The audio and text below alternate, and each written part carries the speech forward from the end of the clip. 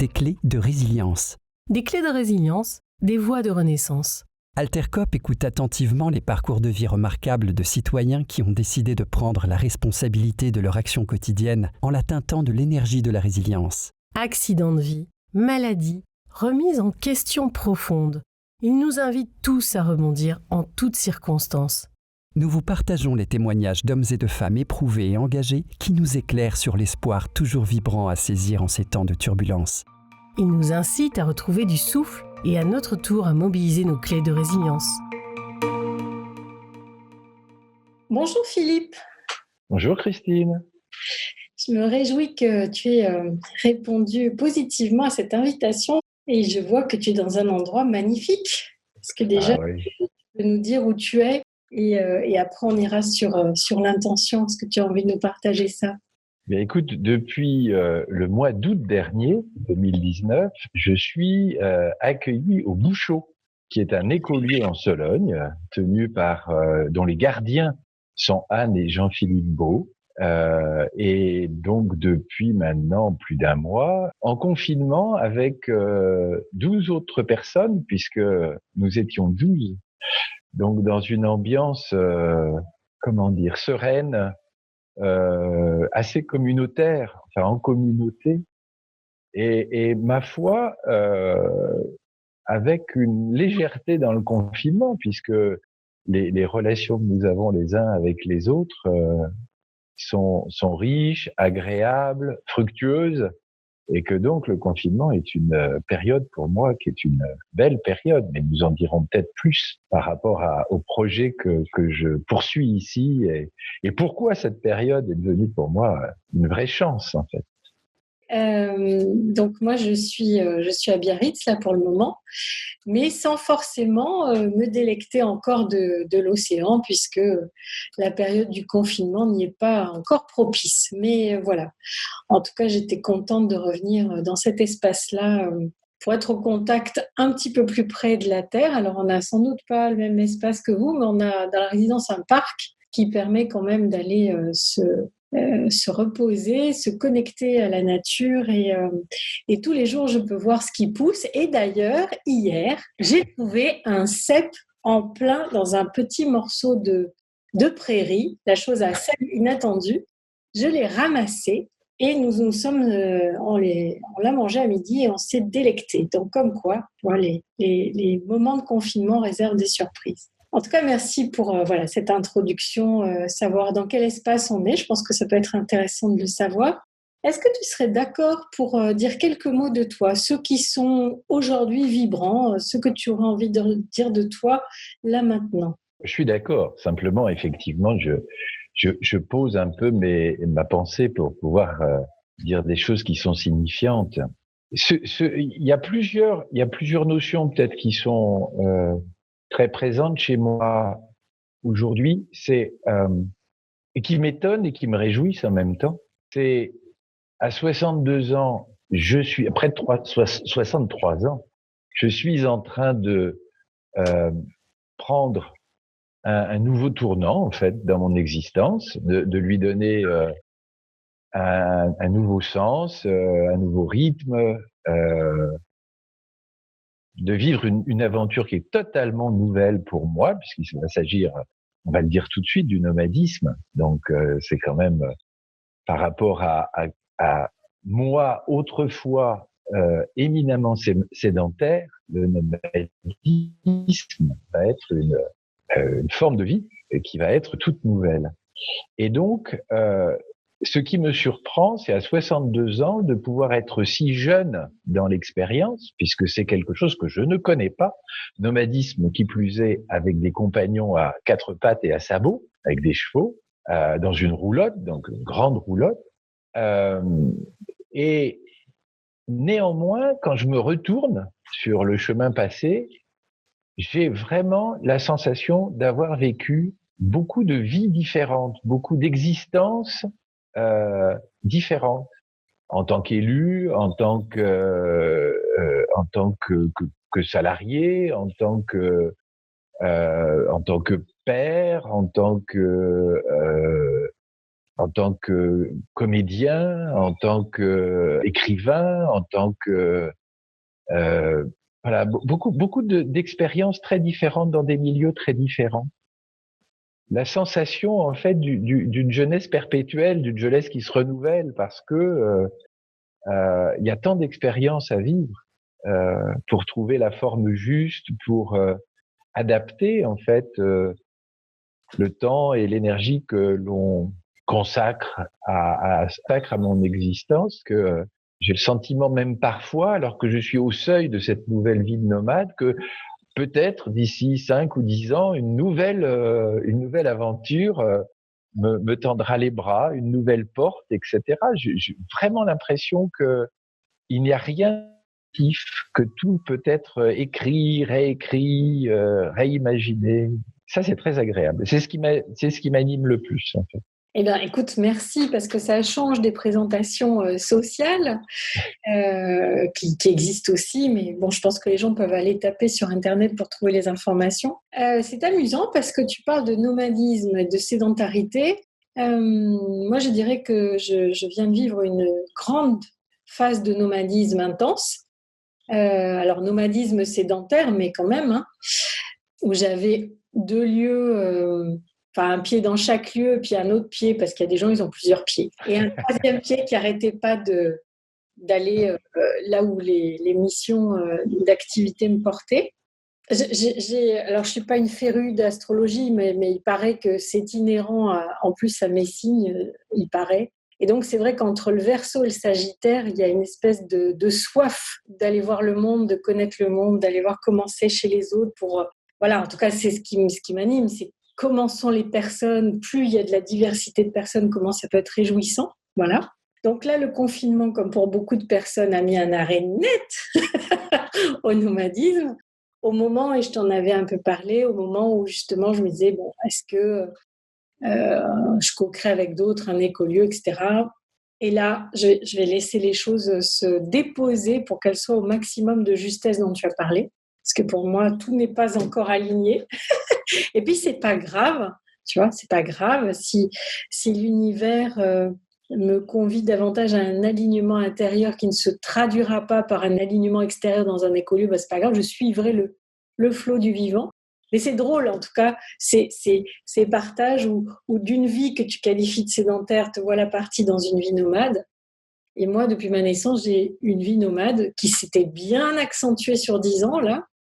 J'avais l'impression d'avoir une valise en appendice, tu vois. Donc, il y a les griffes tractiles des chats, et moi, j'avais des valises au bout de mes mains. Et là, dans le confinement, ce que je déguste, c'est ce que vivent certaines gens. C'est-à-dire, c'est drôle de voir les éléments de routine qui peuvent se mettre en place quand on a une sédentarité. Ne pouvant pas les gambader dans les bois de façon totalement inconsidérée, bah, du coup, je me suis mis des routines de marche dans le parc, tu vois, donc tous les jours. Du coup, j'en ai compris Kant, parce que pour moi, j'avais beaucoup de mal à imaginer que ce monsieur pouvait parcourir les mêmes lieux tous les jours à la même heure. Voilà, donc là, j'y suis rendue, alors pas toujours exactement à la même heure, mais quand même. Et je déguste. Je me dis, qu'est-ce que ça me permet ? Alors, ce que ça me permet, c'est de voir les bourgeons, de saluer les arbres, de les voir tous les jours pousser davantage. Voilà, donc je pense que c'est les expériences de sédentarité, de nomadisme et celles-ci spécifiques du confinement peuvent amener à des choses singulières qui vont nous amener à l'étape suivante de notre conversation. Alors, ce que je te propose, c'est peut-être de clarifier l'intention de part et d'autre, si tu veux bien, puis après de rentrer dans ce que tu as envie de déposer et ce sur quoi ton matériel me donnera envie de rebondir. L'intention dans la proposition, l'invitation que je t'ai faite, c'était de dire, de ce moment singulier, est-ce que nous pouvons dégager quelque chose d'une alchimie intérieure pour une alchimie collective qui peut se limiter à la famille, qui peut se limiter à un nous plus large, où à quelle nouvelle part on va prendre dans la société, dans le monde. Et donc je me suis dit, voilà, allons visiter qu'est-ce qu'il peut y avoir de ces transformations intérieures pour une transformation collective. Et nos rencontres et nos mails et nos posts, etc., me donnaient l'impression qu'il y avait une densité, une texture bien intéressante à tricoter. Voilà mon intention à moi de convier à cette conversation. Et toi, de ton côté, à y répondre? Je ne sais pas si tu te souviens quand tu m'as interrogé, quand tu m'as invité à venir dans ce dialogue, je t'ai dit, je ne sais pas ce que je vais pouvoir, j'ignore ce que je vais pouvoir apporter que ne savent pas déjà, que ne sentent pas déjà la plupart des gens. Et je t'ai dit parce que je me vis comme quelqu'un de simple. Donc, au travers de ce dialogue, en tout cas, moi, ce que je veux offrir, je sais ce que je veux offrir, l'intention que j'ai à offrir, c'est ma simplicité, qui me donne beaucoup de joie, qui me permet de goûter les instants, ce temps avec toi, le temps que j'ai passé il y a 1 heure à partager le repas avec les autres, faire la vaisselle derrière, voilà. M'occuper un peu de mon fils, parce que j'ai un fils de 6 ans qui est avec moi ici. Voilà, mon intention, elle est là, témoigner peut-être de la simplicité dans laquelle je vis. Et je pense que ça peut être aussi une piste qui peut servir le collectif, la simplicité.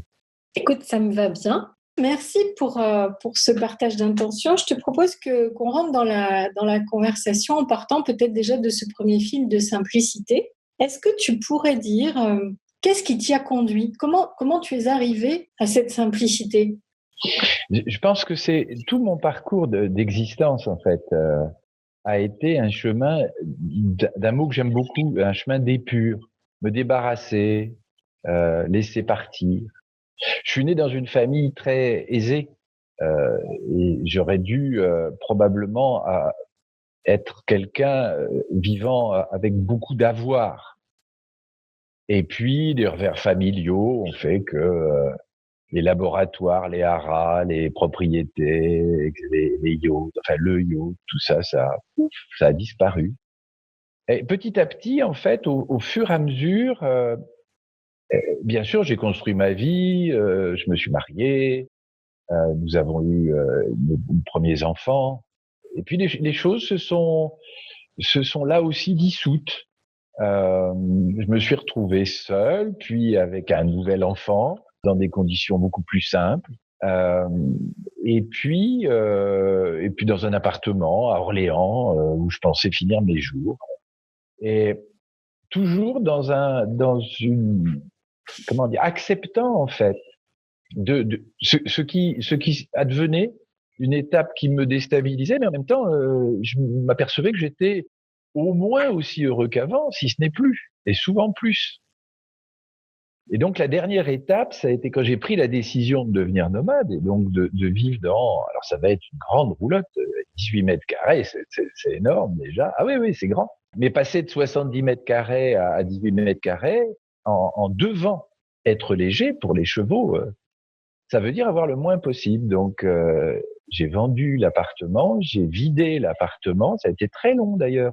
Je voulais donner plein de choses et puis ça collait, ça me collait à la peau. J'arrivais pas à m'en débarrasser. C'était terrible. Je peinais beaucoup en fait de me rendre compte que cet avoir était là autour de moi et que même si je voulais m'ébrouer, épurer tout ça, ça restait malgré ma volonté. C'était terrible. C'était 3 mois assez difficiles. Et aujourd'hui, en fait, j'ai encore trop. Je m'aperçois que il va falloir que quand je vais remplir ma roulotte, je vais encore devoir, j'ai laissé 90% de mon avoir, mais il va falloir encore que je laisse peut-être 50, 60, 90% de ce que j'ai cru devoir emporter. Donc ça, j'allais dire, moins d'avoir simplifie l'être. Et tout se met en concordance par rapport à ça. C'est-à-dire que ici, quand au Bouchot, quand on veut manger, par exemple, eh bien, il faut participer à la confection des repas, mais ça va de soi.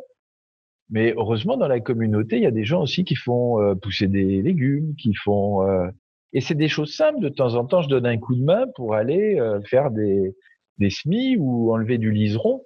C'est des choses simples. C'est des choses simples.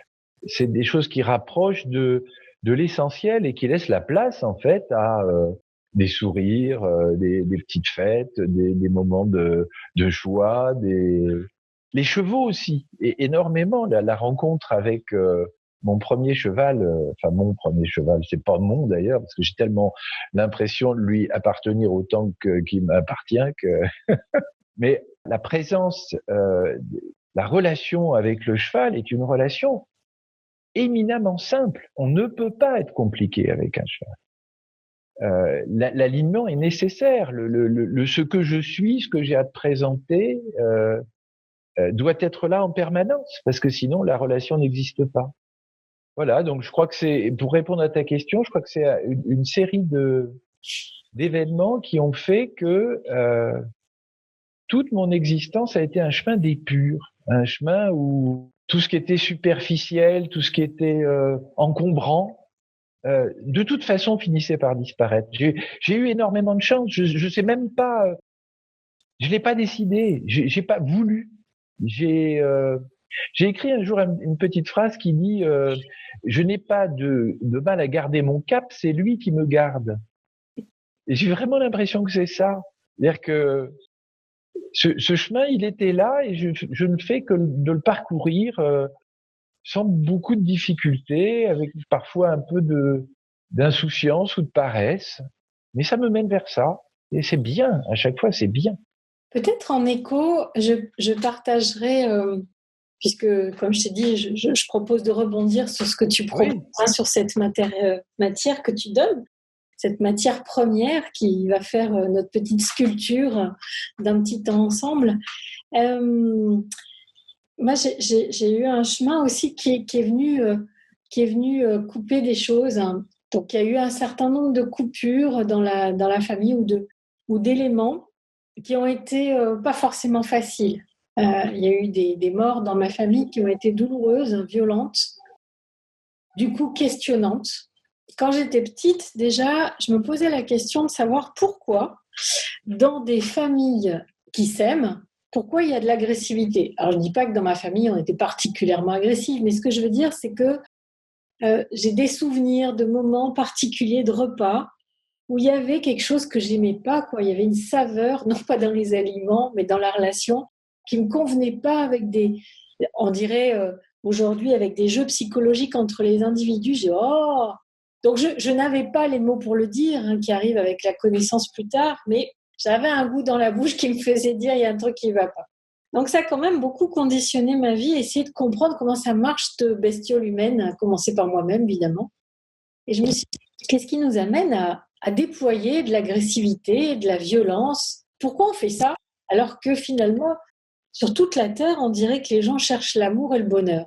Donc ce paradoxe me questionnait. Il m'a tellement questionné que j'en ai fait une part entière de mon travail, dans le sens de mes recherches, de mes pratiques, de mes écrits, enfin bref. Et l'idée, c'était pas de rester englué dans la violence. Il y en a qui sont chercheurs et qui restent toute leur vie là-dedans. Moi, c'était pas quand même ma tasse de thé, c'était pas ça que je voulais faire. Je voulais essayer de comprendre, mais pour en sortir. C'est quand même ça le but du jeu. Et donc d'aller jusqu'à la paix.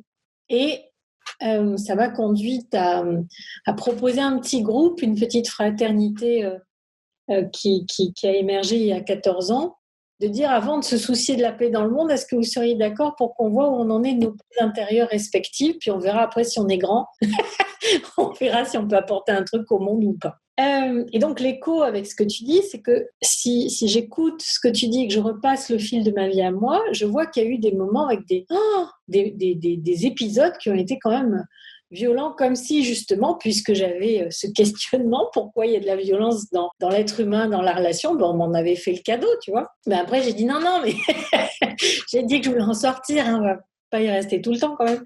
Mais en tout cas, à ces moments-là, ça a été du coup des moments de pause obligatoire. Voilà, j'en prendrai qu'un. Mon père est décédé en rentrant dans un IRM pour faire un examen. Donc, quand dans la matinée, ma mère m'avait laissé 9 messages, je me doutais bien qu'il devait y avoir un problème. Et au son de sa voix au début, j'ai bien vu qu'il s'était passé un désastre. Donc, ça me fait un peu penser aux voiles, tu sais, les 7 voiles qu'on peut retrouver dans toutes les traditions, et notamment dans la tradition biblique et kabbaliste. Et c'était vraiment les X voiles qui se déchiraient pour autre chose. Alors la bonne nouvelle, c'est que visiblement j'ai dû me mettre un tout petit peu au travail parce que c'est de plus en plus doux et léger. Donc les voiles sont de plus en plus légers et les étapes douces et légères. Mais il y en a eu quelques-unes qui étaient vraiment des déchirures de rideaux. Mais peut-être que ma matière première nécessitait d'y aller à la serpe pour avoir des chances de faire émerger autre chose de moi. Donc tout le dialogue entre mon âme et ma personnalité, mon ego, voilà, qu'il fallait dompter. Je suis cheval de feu, alors ça explique, hein, tu vois, une espèce de truc. Toi, tu as un cheval physique, moi j'en ai un dedans. Donc il y a à la fois des belles potentialités, on va dire, mais il y avait aussi des choses à domestiquer. Je suis pas sûre que tu serais content d'avoir un cheval comme moi, ou en tout cas un cheval que j'ai pour ton équipage. Donc je pense que tu as dû choisir un compagnon plus apaisé que ce que j'étais. Donc voilà, un chemin de vie où il y avait un appel. Je sens que, tu vois, quand je me remémore à partir de quand j'ai eu des appels spirituels, en fait, ça fait depuis très très longtemps. Mais je pense que ma matière première n'était pas prête et qu'il m'a fallu des choses difficiles à la fois pour donner des clés sur ce chemin de la violence à la paix et aussi des clés pour moi-même pour épurer l'animal pour me délester d'une énergie de vie qui permet de tirer des choses, de faire des choses, d'avoir un leadership d'entraînement, mais qui a évidemment comme revers de la médaille de ne pas être assez dans le lâcher-prise. Donc, j'ai eu une surprise extraordinaire en 2013. En 2013, je me suis posé la question de savoir si je renouvelais ou pas mes vœux de sœur laïque. Bon, on va passer sur ce que j'entends par là, mais c'est simplement une dénomination pour moi-même pour décrire ce que je sentais que je suis devenue. Voilà, donc ça c'est... la mort de mon père a eu lieu en 2001. En fait, quelque chose s'est vraiment complètement modifié en moi à ce moment-là, jusqu'à m'amener à un état où je me sentais suffisamment pleine, entière, pour pas avoir besoin d'aller chercher avec un autre une complémentarité. Tout en gardant la vigilance psychologique de vérifier que je ne me forgeais pas une jolie identité sociale pour éviter quelques petits travaux pratiques. Mais bon, ce n'est pas le sujet de là maintenant. Mais j'avais quand même gardé cette vigilance en disant, dis donc, il faudrait quand même vérifier que... Bon, bref, en tout cas, l'élan était tellement fort en 2003 que j'ai dit, il faut que... Enfin voilà, j'avais besoin d'amis témoins pour pouvoir déposer cet engagement. Et donc, 10 ans après, en 2013, j'ai dit, je fais quoi maintenant ? J'oublie ou je renouvelle ? Et il y avait quelque chose qui était un peu comme ça, yes, no, enfin bon. Bon, bref, je prends la décision, je dis, allez hop, j'y vais. J'y vais, c'est-à-dire je repars sur un cycle. Ce que je voulais dire dans cet engagement-là, c'était vraiment un engagement au service, en fait. Je me sentais là-dedans. Et je me rappelle d'une amie qui me dit, mais alors, vraiment, avec grande gentillesse et générosité, et bon sens, elle me dit, au fait, est-ce que tu as pensé à préparer cette cérémonie ? Parce que c'est plutôt une personne qui prépare, elle. Moi, je suis plutôt à écouter les flux du vivant et à composer avec. Néanmoins, comme le flux du vivant m'a apporté cette préparation, j'ai dit, allons-y. Donc, j'ai dit, pourquoi pas ?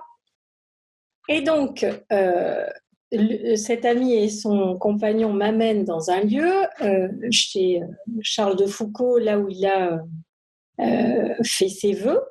Je n'ai pas vu de lien, effectivement. Et je passe l'épisode qui a lieu dans l'église parce que, accessoirement, j'ai vécu une extase mystique. Alors déjà, ça, c'était bien. Donc, je dis, bah oui, j'ai bien fait de venir me préparer. Hein. Mais ce n'était pas là que c'était rigolo. C'était après. Et après, je vais dans tous ces lieux sacrés ont toujours une petite boutique pour permettre à la communauté d'avoir quelques subsides complémentaires à leurs travaux pratiques dans le jardin. Et donc, je vois la prière de Charles de Foucault qu'il dédie à l'époque à Dieu le Père, puisque c'est dans la croyance catholique. Je lis ça, j'ai ah oui, non, ça ça va bien se passer. C'était une belle inspiration, mais en fait, non. Hein, voilà, bon. Donc, un peu plus tard, je retrouve la même prière et le soir même, l'amie en question me l'avait achetée et déposée dans mon assiette. Bon, je crois qu'il y a un message. D'accord, j'accepte. Et là, j'entends vraiment à l'intérieur de moi, je dis oh là là là là là là. Parce qu'en fait, en substance, hein, c'est la prière où il s'abandonne au Père, mais en fait, c'est l'abandon à la vie, enfin, quel que soit le terme qu'on emploie, l'abandon au vivant, etc. Je me dis, oh mon Dieu, je pressens que ça allait être chaud patate l'épisode. Eh ben, je me suis pas trompée. C'est-à-dire que dans les mois qui ont suivi, j'ai vraiment vécu ce qu'on appelle une nuit mystique, mais alors bien. Et évidemment, ça vient toujours chercher le petit point sur lequel on est sensible, sinon c'est pas rigolo. Voilà. Donc mon intuition de pas vouloir aller dans cette prière était juste. Par contre, d'y aller quand même était encore plus juste. Et je suis terriblement heureuse et pleine de gratitude de ce chemin, même si tous les jours il n'était pas confortable et que tous les jours c'était un apprentissage de ce que ça venait faire à l'intérieur et de dire voilà, au bout d'un moment il y aura de la lumière au bout du tunnel, tout va bien, je suis agie de l'intérieur pour me transformer, tout va bien.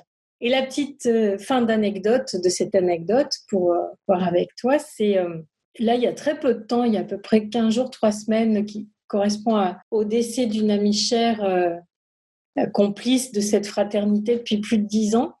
J'ai senti un nouveau voile, mais beaucoup plus léger, celui-ci, avec, voilà, il y a eu un avant, il y a eu un après, et là maintenant un engagement encore plus clair, plus fort, surtout plus public, mais dans la douceur. Et donc là, un abandon total et joyeux en disant oui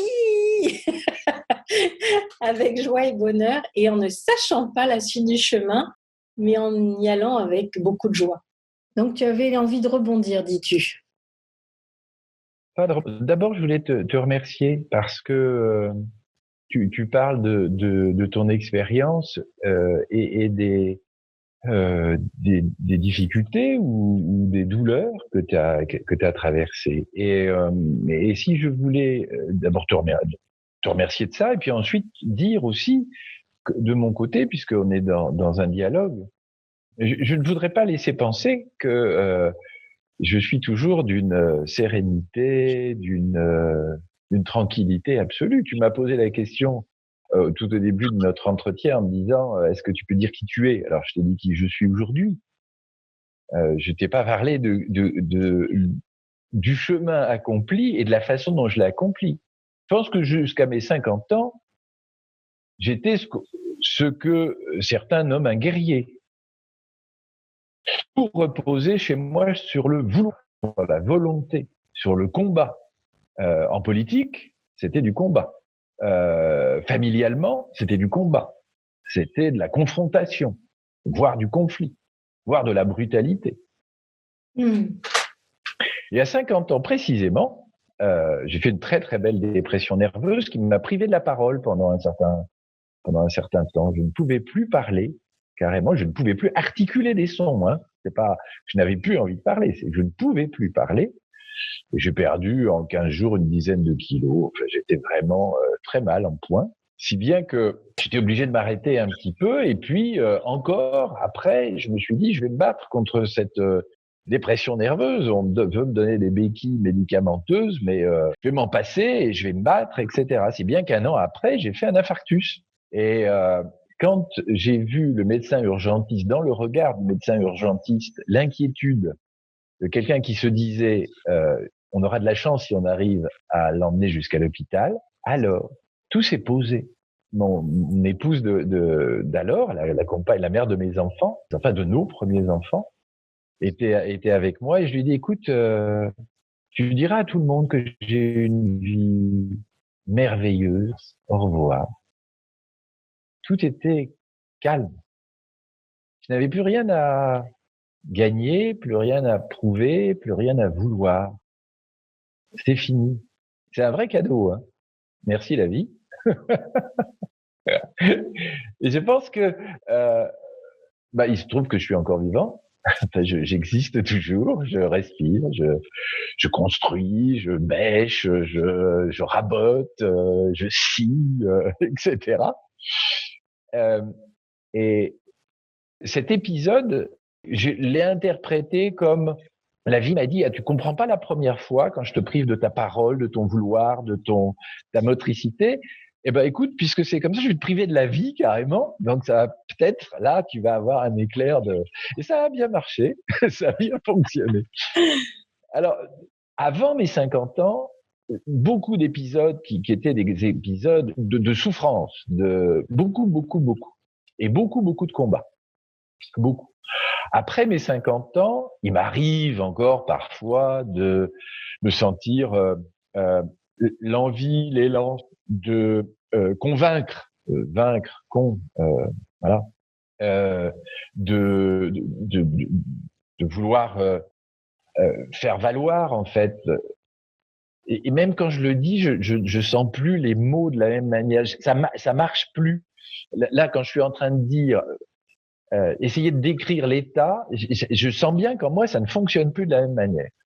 Quelque chose s'est passé qui me fait dire aujourd'hui, la seule chose que je puisse faire, si ça peut être utile à la collectivité, c'est de témoigner de ce que je vis, de ce que je vois.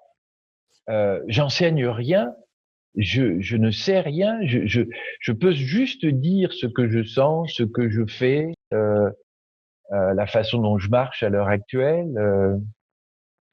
Et je le fais professionnellement, et je le fais amicalement, et je le fais dans mes relations avec les enfants, avec les amis, avec toi. Je suis plus capable et je suis très content de plus être capable de ça, en tout cas, parce que c'était fatigant et je trouve que l'énergie dépensée est énorme par rapport à ce qu'il y a de congruent avec la vie. Dans la simplicité et alors, c'est un mot qui est difficile à prononcer parce que justement, si on a un tout petit peu de cette vertu, parler d'humilité, c'est toujours difficile. Pour moi, en tout cas. Mais l'humilité, pour moi, c'est la reconnaissance justement de sa propre simplicité, du fait que je suis une forme de vie, une petite forme de vie, une grande forme de vie, enfin peu importe, je suis juste une forme de vie, et ce que je vis est singulier, et je peux en témoigner si ça peut rendre service aux autres. Si, en plus, le fait de témoigner, d'être au jour le jour, à l'instant l'instant, juste ce que je suis, peut profiter au groupe dans lequel je suis, au nous dans lequel je suis, pour que lui-même se sente bien, vive en simplicité, que nos relations soient claires, soient plus fluides. Alors tant mieux, quoi. Mais juste ça, être simple. Mais je te dis, j'ai un peu de mal à dire être simple et humble parce que c'est pas un truc. Faut pas chercher à être humble, quoi. Ou bien on est simple. C'est peut-être simplement de la simplicité. C'est peut-être de la simplicité seulement. C'est peut-être seulement de la simplicité. Et puis c'est tellement paisible, la simplicité. Je me sens tellement tranquille quand je suis débarrassé du vouloir, c'est doux, c'est très doux. Je m'aime beaucoup comme ça. Je m'aime beaucoup simple. Si tu me permets, j'ai envie de rebondir sur ce que tu proposes. Moi, je remercie infiniment la vie de m'avoir permis de goûter le lâcher-prise au travers de l'impuissance. Alors, par rapport à d'autres, toi et d'autres personnes, je me sens excessivement chanceuse parce que jusqu'ici, les choses ne se sont pas inscrites dans mon corps. C'est-à-dire que jusqu'ici, les signes, je crois que je vois arriver la montagne, je vais m'en occuper. Et je suis vigilante aux répétitions aussi, ce qui ne veut pas dire que si je m'illusionne moi-même, la vie ne va pas me rattraper. Je lui fais grandement confiance là-dessus. Moi, ce que j'aime énormément de ce que la vie m'a donné à expérimenter, ce sont des occasions d'impuissance que j'ai eues. Oh, toutes simples. Enfin, je veux dire, je ne suis pas morte ou près. Je ne suis pas allée au seuil de la mort. Donc, c'était beaucoup plus simple, mais ça m'a beaucoup marqué quand même. une situation professionnelle il y a très très longtemps maintenant, enfin très très longtemps, selon le continuum du temps des gens qui nous écouteront s'il y en a. J'ai travaillé à l'époque pour France Télécom avant que ça devienne Orange. Et à ce moment-là, je devais avoir à peu près 27 ans par là. Et j'avais eu la naïveté de faire confiance à la personne qui avait signé le contrat, supposant qu'il avait eu ce qu'on appelle dans le jargon le bon brief, en tout cas les bonnes informations du client. Et la mission qui m'avait été donnée, c'était est-ce que tu pourrais faire un cursus managérial. Et donc, je me suis amusée, ça m'a amusée cette fois-là, de faire tout un cursus pédagogique. Je me suis bien amusée. Mais je n'avais pas regardé le contexte, le supposant clair. Enfin, supposant que ce qu'on m'avait donné était clair. Voilà. Petite répartition des rôles, sans doute une grande naïveté, peu importe. Bref, donc j'arrive le jour J, lui s'occuper des dirigeants, de certains dirigeants, puisqu'en fait, comme il était plus âgé que moi, c'était normal qu'il ait les chefs, et moi j'avais les chefs juste du niveau d'en dessous. Bon, normal, hein, jusque-là. Et je me souviens de la scène. Alors déjà, il y avait 20 personnes dans la salle, ce qui est quand même assez gratiné en général, mais en particulier quand il y a une situation délicate. Voilà. Bref, donc 20 personnes, je crois, j'y mettrai pas ma main à couper, mais je crois qu'il y avait 20 messieurs. Je crois pas qu'il y avait de femmes, je me rappelle plus bien, mais bon. Et ce dont je me souviens, c'est que je dis bonjour à 9h. Ah, tu vois, je suis polie, hein, je dis bonjour, comment allez-vous ? Et je n'ai plus rien dit jusqu'à midi. Et au fur et à mesure que j'écoutais ces personnes parler, tout ce que j'avais préparé, mentalement, je le mettais à la poubelle. Et alors ça, voilà. Alors le style de leadership face à ce que le gars est en train de dire, qu'il est complètement angoissé, qu'il ne sait pas comment il va pouvoir en parler à ses équipes, comment ils vont travailler ensemble. Tu vois, des existentiels professionnels, mais quand même, on était dans quelque chose de plein, de lourd, et moi, je jetais tout ce que j'avais fabriqué. Bien. Et donc, il se trouve qu'à peu près à midi, ils ont eu un besoin pressant. Donc, ils ont dit, on ne pourrait pas faire une pause. Donc, ils ont réalisé qu'ils étaient 21 dans la salle. Je dis, mais bien sûr, on va faire une pause. Là, je me dis, ça, au moins, je sais faire. Et je me suis dit, mais Enfin, voilà, pendant 3 heures, être face à 20 personnes qui partagent des choses angoissantes. Et à ce moment-là, à la pause, un gars vient me voir en disant, bon, on a tout cassé, on ne peut pas tomber plus bas. Est-ce que vous pouvez nous aider ? Et en fait, en une fraction de seconde, j'ai déduit qu'ils avaient compris que je pouvais faire quelque chose, sauf que je ne savais absolument pas quoi. Et donc, je leur ai dit, écoutez, moi, j'ai plus rien, mais si vous avez confiance en moi, comme moi, j'ai confiance en vous, on peut peut-être essayer un truc ensemble.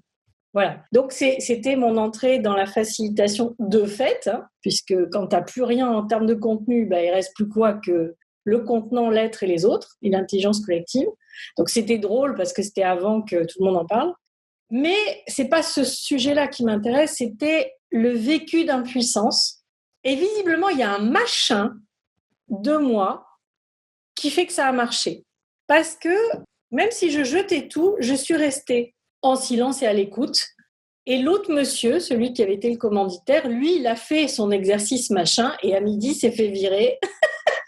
Et le DRH a dit, bon, celui-là, on l'a foutu dehors, maintenant, on continue avec vous. Voilà, donc quelles que soient les circonstances, la vie peut, effectivement, si on lutte trop souvent, elle descend en profondeur, en disant, bon, jusqu'à ce que tu comprennes, hein, mais c'est cette impuissance qui m'a toujours amené la résonance avec la vie et la confiance dans le vivant. Et donc, évidemment, ça s'est amélioré depuis mes 27 ans. Ouais, c'était il y a la moitié de mon âge, dis donc. Donc, c'était exactement à la moitié de maintenant. Donc, j'ai eu le bonheur de plonger là-dedans et de continuer à cheminer dans cet abandon au vivant, dans cette confiance dans la vie, dans cette confiance dans l'autre, dans cette confiance en moi, mais pas au sens égotique, juste à me dire, je me laisse traverser par le vivant, puis on verra bien et ça va bien se passer. Voilà, et d'accepter que la vie me malaxe et que j'ai juste à la suivre. Voilà, donc c'était... alors attends, si tu veux réagir, t'attends une seconde. Voilà, je suis... Quand tu parles, j'aime bien, hein, parce que franchement, on se dit des choses tous les deux et en sachant peut-être que d'autres vont les écouter. Quand tu parles d'impuissance, Alors pour certains hommes, c'est difficile de s'avouer impuissant. Mais j'ai envie de faire la distinction, en fait, de quelle impuissance et de quelle puissance parlons. Est-ce qu'on parle entre nous? Parce que dans ton exemple, c'est très révélateur. Tu pensais que la puissance que tu avais était liée à ce que tu avais préparé, à l'avoir, tu vois, au savoir cumulé. Et tu avais une volonté, si j'ai bien compris, tu me rectifies, mais tu avais une volonté, tu avais une vraie volonté. Tu t'accrochais à ton savoir, à ton avoir, à tes supports, etc. En plus, un peu boosté par le fait que tu étais jeune, puis il y avait un consultant qui était plus âgé que toi, un homme, et que c'était des hommes en face. Enfin, on sent bien la tension, tout ce qu'il peut y avoir derrière. Et donc, on se construit une puissance faite d'avoir, faite d'outils. Et tout d'un coup, en fait, tu découvres ce que tu nous as raconté, c'est que tu découvres ta vraie puissance. C'est-à-dire que tu te découvres facilitatrice. Tu découvres la puissance que tu as, la capacité que tu as à faire en sorte que un groupe, dans la confiance, puisse dire, puisse élaborer, puisse créer, puisse se renouveler, puisse renaître, et que toi, tu es là dans le flux de tout ça, en facilitant les choses, en faisant que ça circule, que ça se fasse de manière douce, ou même quand il y a des tensions, qu'elles soient vécues comme des vraies possibilités de changement, etc. Tu découvres ta vraie puissance. Et quand tu dis, j'ai eu envie de réagir à ça aussi, à un moment donné, tu dis, maintenant je me laisse traverser par le flux de la vie. Même là-dedans, la simplicité voudrait qu'on ne décide pas de se laisser traverser, qu'on se constate traverser, qu'on se vive traverser. Moi, de temps en temps, je suis un peu, comment dire, triste quand je vois certains intervenants, enseignants spirituels, qui disent, en gros, laissez-vous traverser par le flux de la vie. Prenez la décision de vous laisser. Mais non, on est traversé. On est une forme de vie. Donc, il y a même pas à laisser ou à lâcher prise. Il y a rien à lâcher. Il y a qu'à laisser faire, quoi. Ça vient tout seul. C'est là. C'est déjà là. Alors, tu sais, j'en ai pas parlé. Moi aussi, je travaille depuis quelque temps un peu avec des groupes, avec des gens, avec ce que j'appelle des êtres ensemble. Et je me suis rendu compte, il y avait une vieille formule en publicité, on va le citer, ça s'appelait Sega. C'était une console de jeu qui s'appelait Sega, et ça disait Sega, c'est plus fort que toi. La vie, forcément, elle est plus grande que soi-même. L'être ensemble, il a sa puissance propre, et quand on se met, comme tu le disais, au service, dans le courant, dans le flux, qu'on est attentif en fait à ce qui est et pas bardé de toutes ces armures de slides, de PowerPoint, de trucs. Mais c'est bien, de temps en temps, ça fait du bien, ça rassure, ça donne des bases. Mais juste quand un nouveau groupe se constitue là, dans la pièce, dans l'espace où je suis, et que j'oublie tout ce qui a pu être apparence, préparation, vouloir et tout. Je sens l'être ensemble qui naît. C'est chaud, il y a des tensions. Je le sens, je le palpe physiquement, sensiblement. C'est là. J'ai pas besoin de savoir, j'ai pas besoin d'analyser. Je le sens. Et m'abandonner à ça d'une certaine manière, me laisser aller, me laisser porter par ça, en apportant moi aussi ma couleur, ce que je suis, mon enthousiasme, ma gaieté, parfois ma simplicité dans ce qu'elle a peut-être de déroutante. Tout ça participe à ce qui va se passer à ce moment-là, et qui de toute façon est plein de promesses, de richesses, il y a plein de choses. Il va se passer quelque chose. Le moment présent, il est là de toute façon. Donc voilà, pour moi la simplicité c'est ça en fait. On se rejoint là-dedans. Et ton exemple était vraiment un exemple pour moi très parlant. C'est Qu'est-ce qu'on fait? Même quand je décide de méditer, ou je décide de faire un jeûne, ou je décide de transformer mon alimentation, ou je décide de travailler ma spiritualité, je décide, je prends des outils, j'accumule des choses, j'accumule. Mon plaisir est aujourd'hui et je sens dans mon corps quand j'en parle, comment dire, l'énergie est différente. Quand je dis j'accumule, j'ai une espèce de truc comme ça qui m'oppresse un peu la poitrine. Alors, à partir du moment où je dis, quand je m'abandonne, quand j'épure les choses, quand je laisse aller, je respire, je me sens beaucoup plus vivant, je me sens plus en relation avec la vie. Et alors ça me fait rire parce que ma pratique, qu'elle soit en entreprise ou pas, j'ai besoin de savoir qui est inscrit, mais pas qui en termes de CV. J'ai besoin de savoir qui est là. Et en fait, j'ai en gros le fil conducteur de ce que je veux dire. Il y a une intention qui a été posée, il y a un nom qui existe, etc. Mais en fait, ça se recompose sans arrêt tant que le groupe n'est pas posé. C'est pour ça que j'ai besoin que les gens, quand je leur dis, j'ai besoin que vous inscriviez, pas pour des raisons financières, pour des raisons énergétiques. Parce que je sens quand machin est hésitant, quand truc, quand milieu. Et quand c'est posé, effectivement, je ressens ce qui va se passer avec ce groupe-là. Tu vois, je ressens les personnes et les liens. Et alors, les choses se composent avec eux selon ce qu'ils sont et l'alchimie qu'on fait ensemble. Et donc, ça m'amuse. Tu verras après. Ça m'amuse parce que c'est entre guillemets invendable et en fait très vendable quand on est dans des relations commerciales. Parce que pour moi, ça écrème totalement mon marché, tu vois. Tous ceux qui vont me parler d'agilité en mode outil partent en courant quand ils m'écoutent parce qu'ils comprennent déjà pas ce que je dis. Et par contre, ceux pour qui je dis l'essentiel, ça va être la posture, c'est-à-dire qui on est. Et c'est de ce qui on est qu'on va tisser avec chacun qui est là et on va faire un truc ensemble super dont on ne sait pas a priori ce que ça va être, mais ça va être formidable ensemble. Et donc, il y a quelques personnes qui peuvent entendre ça et du coup, c'est des clients ou des compagnons ou des complices. Enfin, ça dépend le champ dans lequel ça se situe. Je veux dire, ce n'est pas toujours marchand ce que je fais, loin de là. Et puis les autres, de toute façon, même si on s'était forcé, ça ne marcherait pas, puisque comme tu le disais tout à l'heure, ils me demanderaient le slide numéro 42 et, et ça serait possible. En tout cas, merci d'avoir reformulé au travers de ce que je te confiais, cette notion effectivement comment une impuissance à transmettre du savoir permet la puissance de l'être. Dévoile, oui, la puissance effective. Et c'est cette puissance d'être juste présent qui fait que des choses adviennent. Il y a une image qui m'a traversé. Je ne sens un groupe que quand je suis en présence du groupe. Je ne demande jamais quels sont les participants avant. Il y a beaucoup d'organismes de formation m'envoient la liste des participants. Je ne la lis même pas.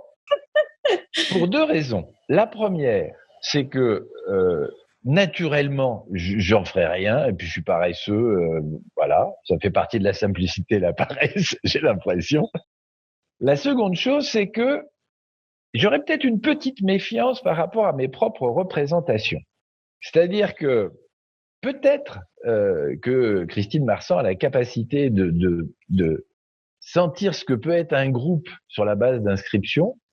Moi, Philippe Clément en tout cas, je sais qu'il y a à l'intérieur de moi un petit disque dur où il y a sédentarisé plein de représentations des passés et je peux me faire une représentation, y compris d'ailleurs avec des gens que je connais qui viennent et sur lesquels je pourrais coller l'étiquette de ce qu'ils étaient il y a 2 ans, 6 mois, 15 jours, 30 minutes avant qu'on se rencontre en présence.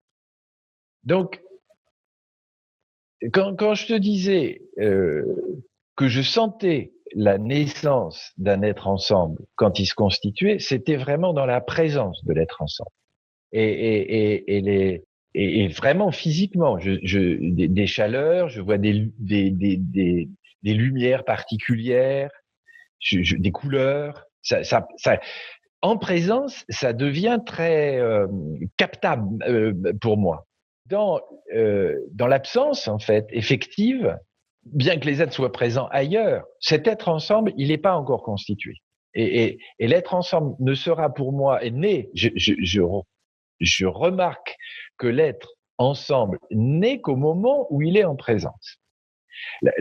Mais tout ce sur quoi on travaille, toi et moi, l'intelligence collective, etc., d'un groupe qui est des personnes se rassemblent, et c'est lors de la naissance que l'intelligence de l'être ensemble a une couleur particulière, que c'est vraiment dans le présent de cet être que j'arrive à sentir. Et il m'est arrivé, bien que, par exemple, ayant été compagnon de l'UDN, on a des exercices, on a des processus, on a des choses comme ça.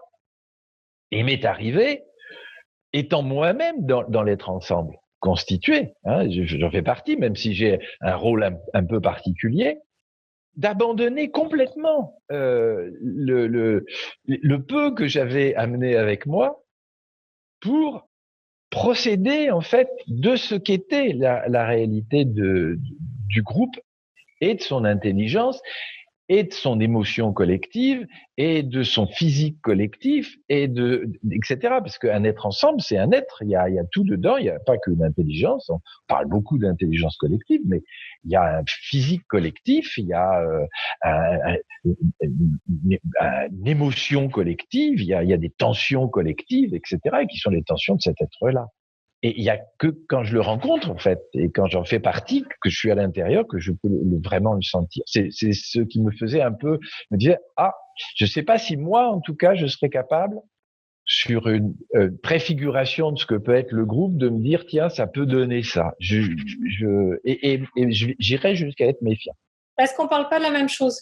Tu l'as nommé en tes termes, tu as dit, moi, si je faisais ça, je pourrais être dans les représentations. Et là, moi, ce dont je te parle, c'est qu'en fait, pour moi, c'est énergétique. C'est-à-dire que les choses se mettent en place, c'est-à-dire qu'il y a un être ensemble physique sur le moment, mais il y a un être ensemble physique qui se crée avant et qui ne fait que progresser et descendre de plus en plus dans la matière jusqu'au moment de la rencontre. En fait, je suis absolument pas dans la représentation de qui est qui, je ressens simplement. Donc, je vais sentir qu'il y a de l'attention, qu'il y a de l'hésitation, qu'il y a de la résistance, qu'il y a de l'impatience, tu vois, c'est ce genre de choses. Et je sens, tu vois, les choses se composer. C'est de ça dont je parle. Donc, les choses se composent et c'est des états successifs avant la condensation dans le réel et la rencontre. Voilà, c'est de ça dont je parlais en fait. C'est ce que je te disais. Donc, Christine, tu as cette capacité-là. Philippe, pas du tout. Moi, c'est vraiment dans la matière en fait que les choses prennent. Et c'est très lié probablement, c'est très en accord avec ta nature spirituelle et ma nature spirituelle. Quand je parle, quand je m'exprime ou quand je témoigne de ma propre spiritualité, ce que je te mettais en un mot dans mon message de réponse à ton invitation, j'ai une spiritualité qui est vraiment très simple et qui est essentiellement attachée à la forme. Comment expliquer ça? Pour moi, la vie, que d'autres peuvent nommer comme ils veulent, s'invente sans arrêt en créant des formes singulières, une fleur, un cheval, une Christine, un Philippe. Et dans cette forme, elle met une intention particulière, en donnant à cette forme la capacité en lui donnant la liberté, avec l'intention qu'elle lui a donnée, d'en faire ce qu'elle veut au travers de son existence. Et c'est passionnant parce que c'est la seule façon pour la vie de se créer. Si elle avait tout programmé à l'avance, si toutes les formes avaient un destin de réalisation de l'intention d'une certaine manière, la vie aurait programmé et la vie n'inventerait rien. Si elle est créatrice d'elle-même, c'est parce que elle a laissé l'entière liberté à cette forme d'utiliser en fait cette intention et de l'incarner comme elle le veut. Mais c'est bien dans l'incarnation. Et par rapport à ce que tu disais tout à l'heure, encore une fois, je vis ma simplicité aussi à ce niveau-là. C'est-à-dire que je perçois pas ce qui n'est pas incarné, quoi, ce qui n'est pas, je perçois pas, je ne sens pas, ça fait pas partie de ma capacité de perception. Par contre, je crois que je sens très très fort ce qui est incarné. Ça voudrait dire, tel que je le comprends, qu'il y aurait des dimensions à l'être différentes. Je connais ces représentations avec la forme, l'aspect physique et puis des corps éthérés, des choses comme ça, et qu'on pourrait percevoir. Mais ça, je ne les perçois pas. Je ne vois que ce qui est. Je suis comme saint Thomas. J'ai besoin de l'incarnation pour pouvoir sentir, parce que je suis un être foncièrement incarné, très très incarné, quoi. J'ai pas l'impression d'avoir de trucs, tu vois, autour là. Même si je perçois un peu quand quelqu'un est en présence, je perçois un peu une espèce de couleur un peu autour de lui, mais pour moi, ça fait partie de son incarnation. Donc, En fait, juste une reformulation, non pas pour toi, mais je dirais plutôt pour un auditoire éventuel. Je pense que ce dont nous parlons, ce qui fait la différence, c'est parce que dans les deux cas, c'est de l'incarnation, mais c'est une question d'être visible ou pas forcément visible. Et en fait, moi, je me rends compte que je suis très réceptive à des dimensions qui ne sont pas visibles, mais qui sont pourtant opératives. Et c'est d'ailleurs ce qui m'intéresse profondément. Non pas que le reste ne m'intéresse pas, mais ça m'intéresse profondément de me dire, mais comment c'est possible que des choses que l'on ne voit pas aient une incidence? La relation entre deux êtres, j'adore l'exemple du silence, quand il est agréable ou quand il est tendu. Dans les deux cas, il n'y a pas de mots, sauf que la texture est différente. Bref, donc je pense que ce que tu viens de nommer, c'est que quand tu parles de spiritualité incarnée, elle est pour moi vraiment dans la matière et dans le visible, même si tu dis que quand même tu ressens aussi d'autres choses, bien sûr.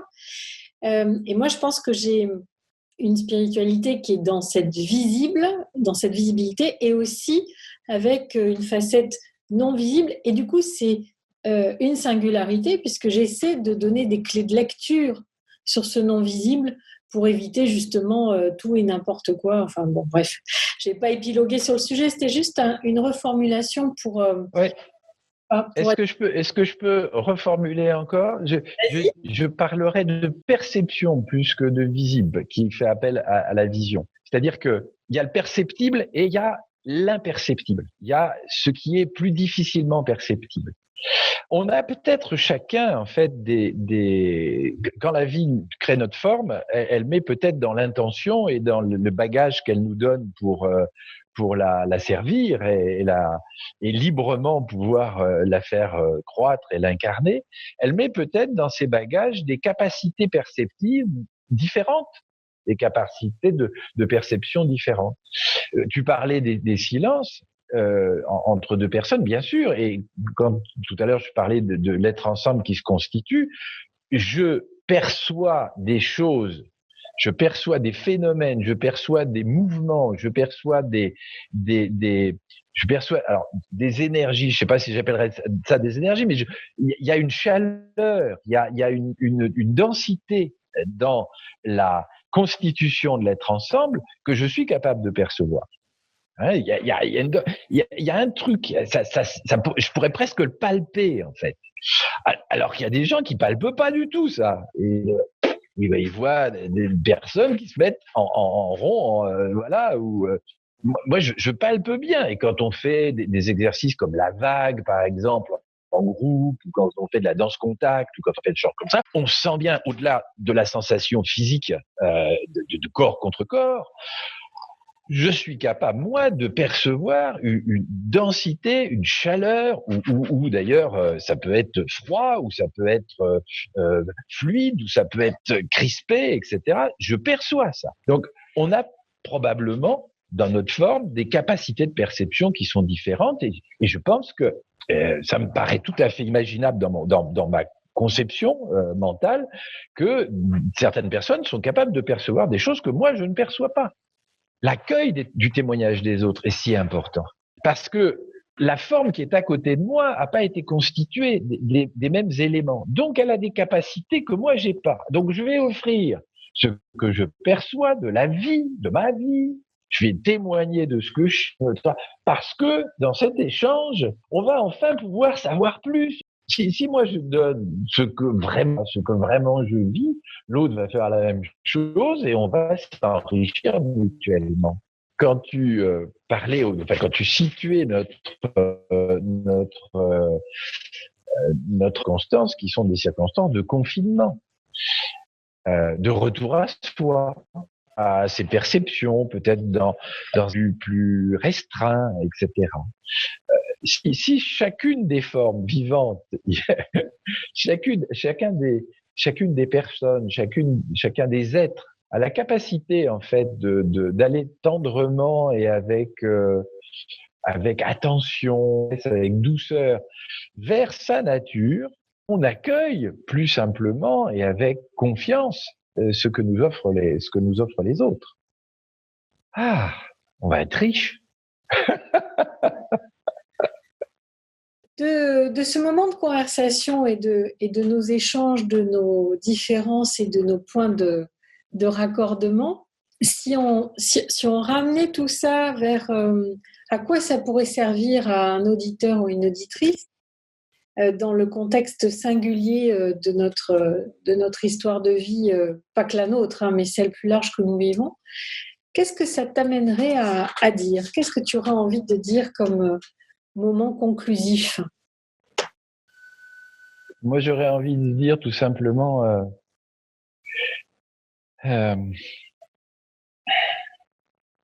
si un type comme Philippe Clément est capable d'intéresser qui que ce soit avec ce qu'il dit, avec ce dont il témoigne, chacun de ceux qui écoutent sont capables de le faire, quoi.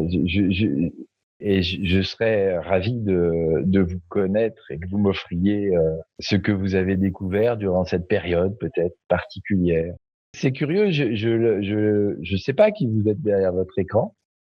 J'arrive pas vraiment à vous imaginer, mais j'ai bien soif de ça, quoi. Que vous racontiez aux autres, que vous vous disiez en simplicité ce qui vous fait plaisir, ce qui vous rend heureux, vers quoi vous allez, vers quoi vous vous sentez attiré. Si vous le faites, si on est nombreux à le faire, comme j'ai essayé de le faire là, ça peut être plus simple quand même, et beaucoup plus paisible tout ce qu'on a à vivre dans les jours, mois, années à venir. Donc, ce que je comprends que tu partages, c'est que en partant du témoignage de qui on est, de ce qu'on vit, de ce qu'on traverse, et c'est tout, pas forcément en tirer des enseignements, des leçons, des spéculations et autres. Il y a quelque chose de beaucoup plus calme et apaisé et tranquille pour être en capacité d'accueillir tout ça.